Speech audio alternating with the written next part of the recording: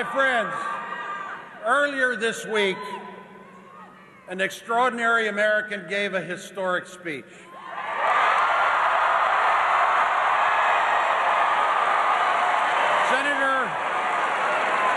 Senator Barack Obama addressed the issue of race with the eloquence and sincerity and optimism that we have come to expect of him.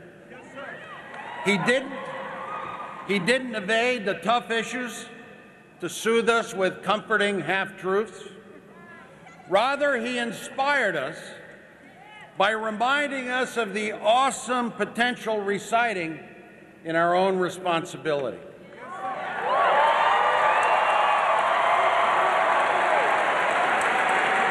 Senator Obama could have given a safer speech. He is, after all, well ahead in the delegates' count for our party nomination.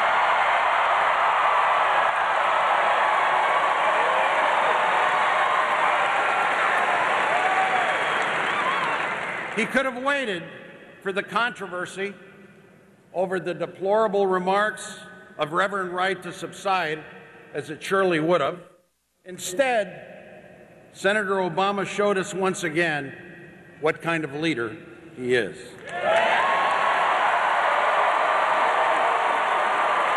spoke to us.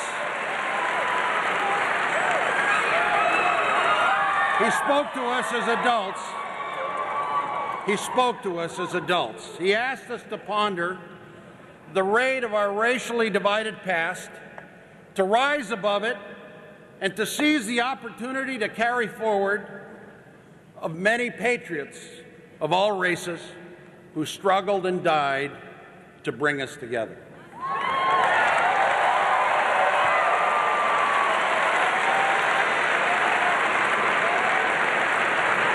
Senator Obama reminded us that cynicism is not realism and that hope is not folly.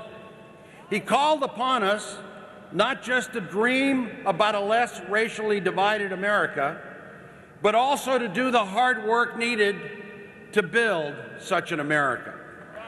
He asked every American to see the reality and the pain of other Americans, so that together we can rise above that which has divided us. He appealed to the best in us.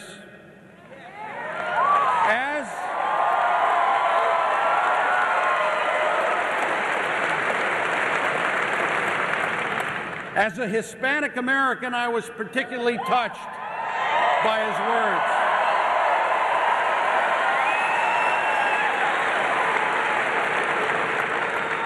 Este es un hombre que nos entiende y nos va a respetar.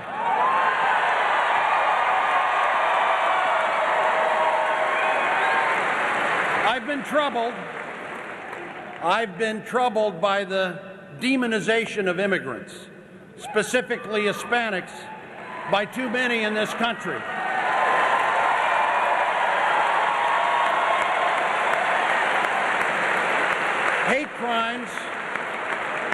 Hate crimes against Hispanics are rising as a direct result, and now, in tough economic times, people look for scapegoats, and I fear that people will continue to exploit our racial differences and place them on others not like them.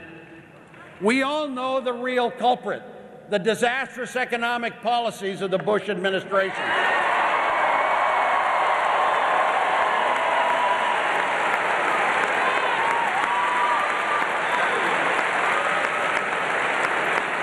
Senator Obama has started a discussion in this country that is long overdue and rejects the politics of pitting race against race.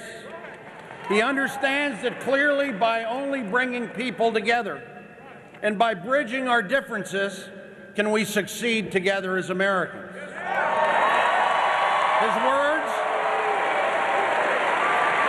His words are one of a courageous, thoughtful leader who understands that a house divided against itself cannot stand. And after 8 years of George W. Bush, we desperately need that kind of leader.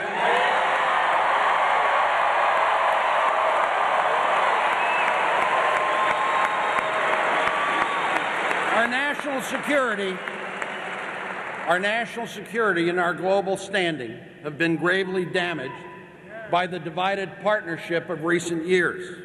We need a president who can bring us together as a nation so that we can face global challenges and repair the damage done in the last 8 years. I am convinced that Barack Obama will make the historic and vital investments into clean and renewable energy to help create jobs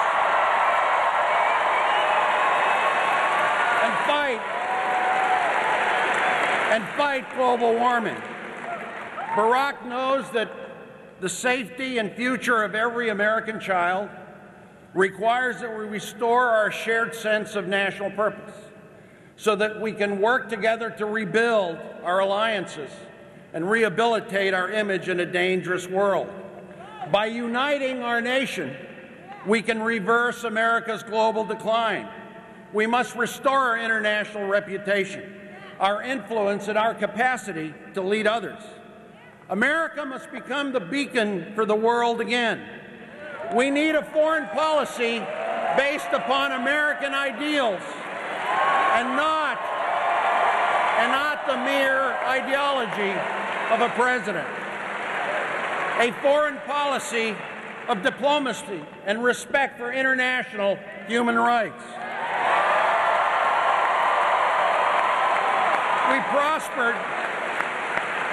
We prospered and prevailed in the Cold War because both our enemies and friends knew that containment of the Soviet Union and the promotion of democratic values was not a Democratic or a Republican policy.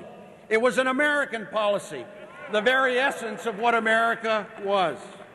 Senator Obama understands the importance of realism, of principle, and bipartisanship in foreign policy.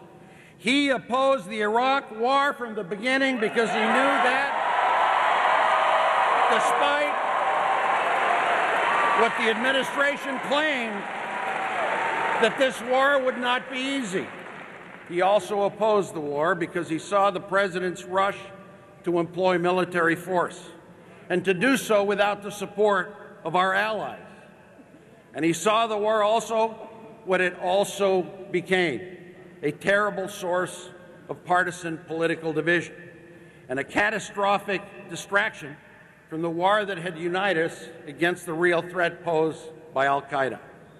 Now, I trust him to do what is long overdue: end the Iraq War and bring our troops home.